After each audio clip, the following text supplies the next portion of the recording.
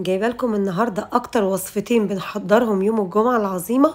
كل سنه وكلكم طيبين. بس قبل ما ابدا في وصفاتي حبيت اقول لكم ان انا ما كنتش هصورهم، وفجاه كده وانا بحضر الوصفتين قلت طب ما نصورهم عشان بمناسبه الجمعه العظيمه، وعشان ناس كتير تقدر تعملهم في البيت بطريقه سهله وبسيطه وحاجه نظيفه كده وطعمها فظيع. بس طبعا انا محتاجه تشجيعكم ولايكاتكم وكومنتاتكم عشان تشجعوني ان انا اقدر اكمل تصوير ومونتاج، لان الموضوع ده بياخد مني وقت طويل جدا واليوم فعلا بقى قصير قوي. فما تنسوش بقى اللايك والشير وكومنت، تفرحوني بتعليقاتكم.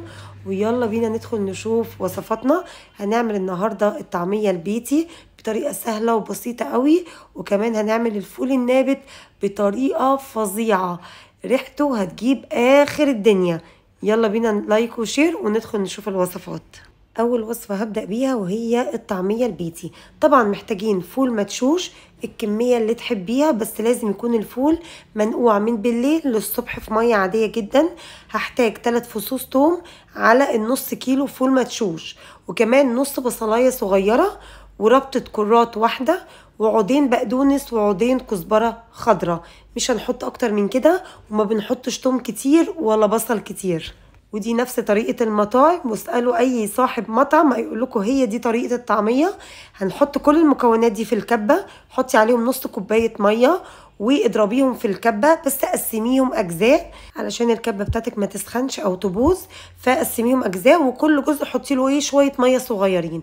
المهم هتجيبي الخليط ده كله بعد ما يتفرم، وحاولي بقى برضو أثناء الفرم قلبيه من فوق لتحت كده في الكبة عشان كله يتفرم ناعم بالشكل اللي انتوا شايفينه ده. هتحطيه في مصفى ضيقه قوي او شاشه، وتعصري الخليط ده كويس جدا لحد ما ينزل كل الميه.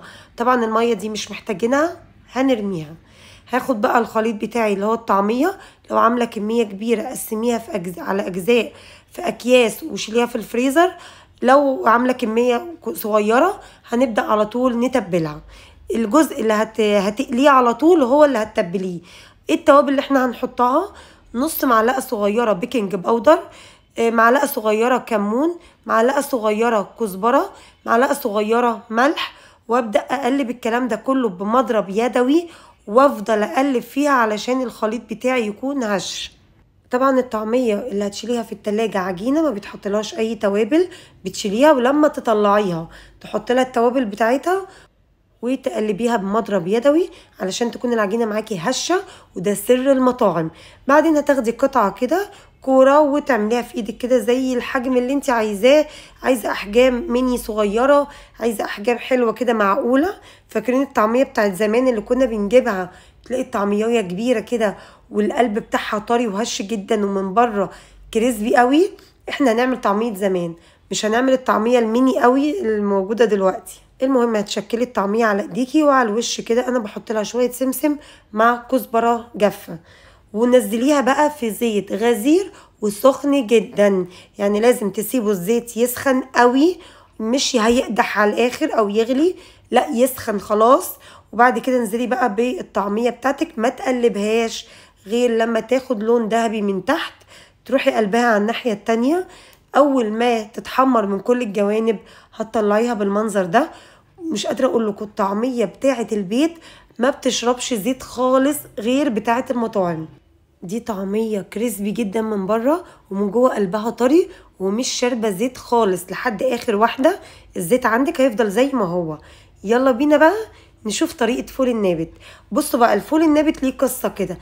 هتجيبي فول النابت الكميه اللي انت عايزاها، هتغسليه وتنقعيه من بالليل لتاني يوم الصبح في ميه. بعد كده هتروحي مطلعاه ومصفياه من الميه، هتلفيه بفوطه منديه يعني مبلوله ميه بس معصوره. وتكرري الموضوع ده، الفوطه دي تبليها لمده 3 ايام. يعني كل يوم هتبلي الفوطه وتلفي جواها الفول النابت لحد 3 يوم هتلاقي الفول نبت.